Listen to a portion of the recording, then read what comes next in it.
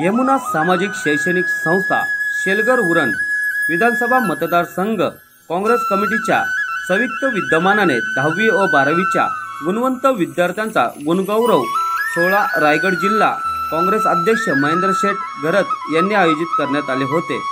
मोठ्या संख्येने विद्यार्थी व पालक वर्ग उपस्थित होते। गुरुपौर्णिमाच्या निमित्ताने महेंद्र शेठ घरत यांना व त्यांच्या शिष्यांनी वंश करून त्यांना शुभेच्छा देण्यात आल्या। यावेळी महेंद्र शेठ घरत यांनी सांगितले,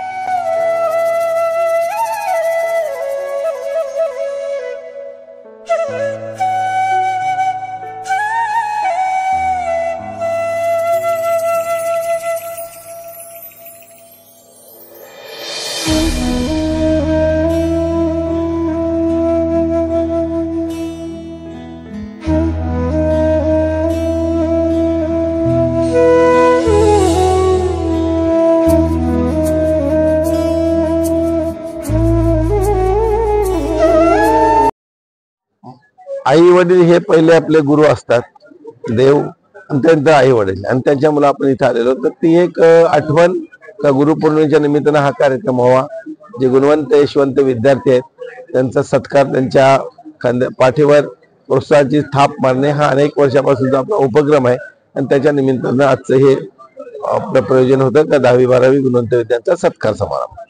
नुसतं शिकलो, आम्ही फार गरिबीतून आलो, आम्ही सांगलं 10वी पर्यंत आम्हाला चपला सुद्धा नव्हत्या।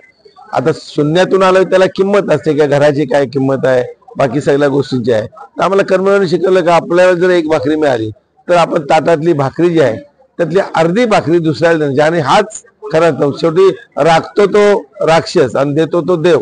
आपण समाजाला काय देऊ शकतो हाच विद्यार्थ्यांना संदेश होता। तुम्ही शिका, मोठे व्हा, इंजिनियर व्हा, डॉक्टर व्हा, आयुष्यामध्ये फार पुढे जा, पण कुणाला आपल्या बरोबर आहे त्या माणसाला विसरू नये। म्हणून सर्व मित्रांना घर द्यायचं असेल, सर्व कार्यकर्त्यांना मदत करण्याचं काम असेल, आमचा जो आयुष्य आहे तो लोकांसाठी आहे। शेवटी कार्यकर्ता म्हणून काय आपण करतो का मी जगतोय, मी पुढे येतोय तर माझ्या मुलाबाळांचा मोठा करण्यासाठी नाही आहे। तर आपल्याबरोबर जो काम करण्यात चालणारा कार्यकर्ता, मी सांगितलं होतं बालू 87 पासून माझगाव मध्ये माझ्या बरोबर होता, आता रिटायर झाला तेव्हा त्याला घर दिलं, त्याला पुन्हा पेन्शन 3000 येतो। काय 3000 मध्ये माणूस करू शकतो? त्याला मला जॉब करायचा आहे, त्याला बरोबर घेतला।